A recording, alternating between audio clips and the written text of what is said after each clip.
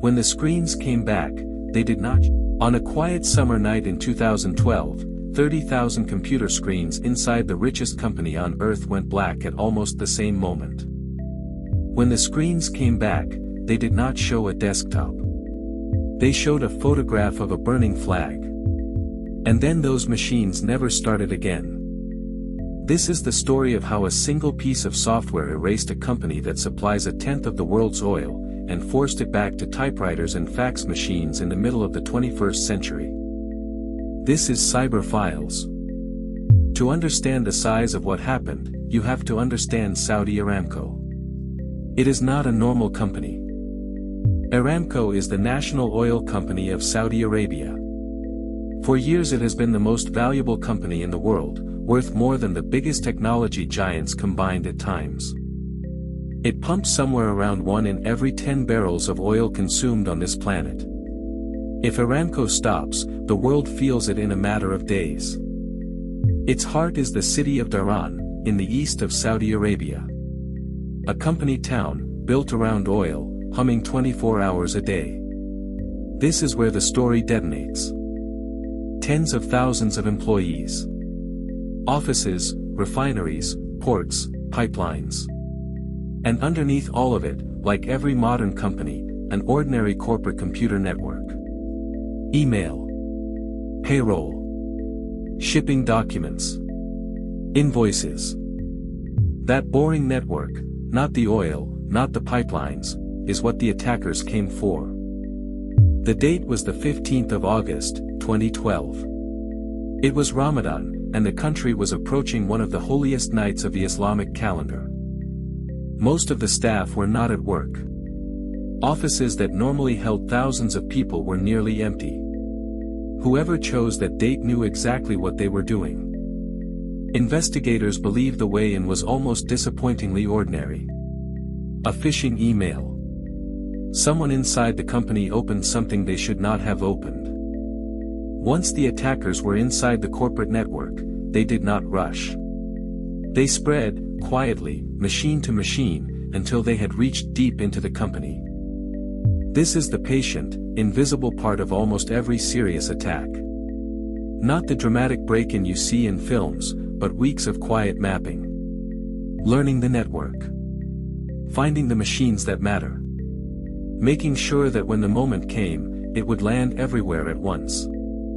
And then they set a timer. At around 11 minutes past 11 in the morning, local time, the software woke up all across the company at once. The malware is called Shamoon. It had 3 jobs, and it did all 3 with a kind of cold efficiency. The first part spread it across the internal network, jumping from computer to computer using the company's own connections. The second part reported home, so the attackers could watch how far it had traveled. And the third part was the reason anyone still remembers Shamoon today. It was a wiper.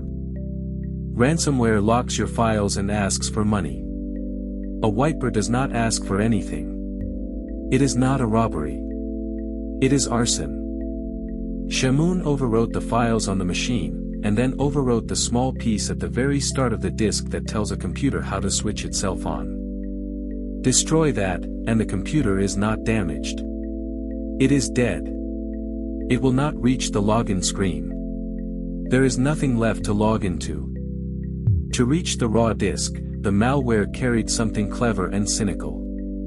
A legitimate, commercially sold, digitally signed driver, designed for legal disk tools.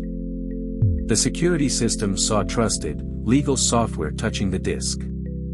They had no reason to scream. The demolition crew arrived carrying a valid pass. And in place of the data it destroyed, it wrote a fragment of an image. A photograph of a burning American flag, stamped into the wreckage of every drive it touched. By the time anyone understood what was happening, it had swept through roughly 30,000 to 35,000 computers. Aramco's response was brutal and correct. They physically cut the company off from the internet. Cables pulled. Connections severed. The company disappeared from the network. Now, here is the part that gets exaggerated in the telling, so let's be precise. The oil kept flowing. The systems that actually controlled drilling and pumping sat on a separate network, and they were not destroyed. Production continued. What died was everything else.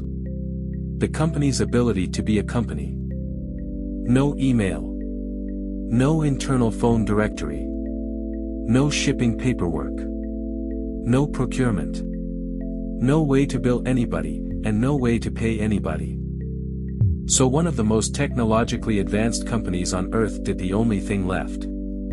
It went analog. Typewriters came out of storage. Fax machines were dusted off. Deals and shipments were written by hand on paper and physically carried between offices. Staff who had spent their careers in spreadsheets were suddenly running a global energy business out of paper ledgers. And because the company could not process a payment, something extraordinary happened at the fuel trucks. To keep the country supplied, tankers were reportedly filled and the oil was handed over for free. Think about that. The most valuable company in the world was giving away oil, because the machine that writes the invoice was gone. It is a strange kind of proof of how deep computers have burrowed into everything. The oil was still there. The trucks still worked. The drivers still showed up. But the invisible layer that connects it all to money had been vaporized in an instant. To come back, they needed hardware. Specifically, they needed tens of thousands of new hard drives, immediately. There was a problem. The world did not have tens of thousands of spare hard drives sitting around, and supply was already tight. So Aramco sent people on planes to Southeast Asia, straight to the factories, with the authority to pay whatever it cost. They bought roughly 50,000 hard drives at premium prices, and they jumped the queue ahead of everybody else waiting for stock. For months afterwards, other companies around the world wondered why hard drives had become expensive and hard to get. This is part of the answer. It took around 5 months to fully rebuild the network. 5 months, for one morning of code. And every single one of those 30,000 machines had to be physically visited, wiped, checked, and rebuilt by hand, because you cannot fix a dead computer over a network that the computer can no longer join. So who did it? A group nobody had heard of, calling itself the Cutting Sword of Justice, posted a claim online, framing the attack as a political strike. But that claim explains almost nothing about the sophistication involved, and investigators looked at the wider picture. Months earlier, the world had learned about Stuxnet, the American and Israeli operation that physically wrecked Iranian nuclear centrifuges. Then more spy tools aimed at Iran were exposed, and Iranian oil facilities were themselves hit by data destruction. United States officials and security researchers have widely pointed to Iran as the source of the Aramco attack. Read that way, Shamoon was not a random act of vandalism. It was an answer. A message sent in the only language that had been used first, destruction of the thing the other side depends on. About 2 weeks later, a similar attack struck Rasgas, a natural gas company in Qatar. The weapon had already been used again. And Shamoon did not stay in 2012. Versions of it came back years later against Saudi organizations, and again in 2018 in an attack affecting an oil services company. Shamoon changed how the security world thinks. Before it, the nightmare was theft, someone stealing your data. After it, the nightmare was subtraction. An attacker does not need to hold your files hostage or sell them. They can simply delete the company and walk away, and there is nothing to negotiate.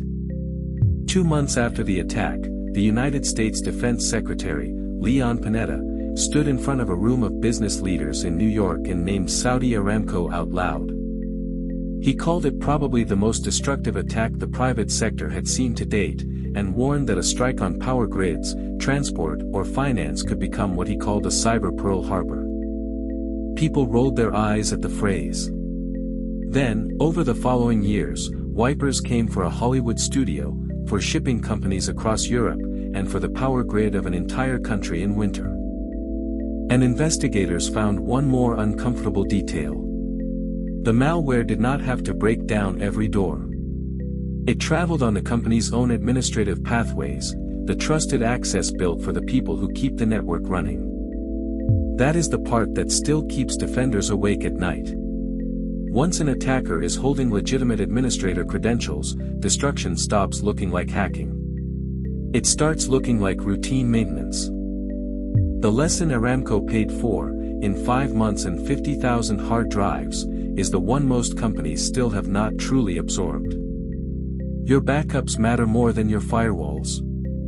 Separation between your networks is not paperwork, it is survival.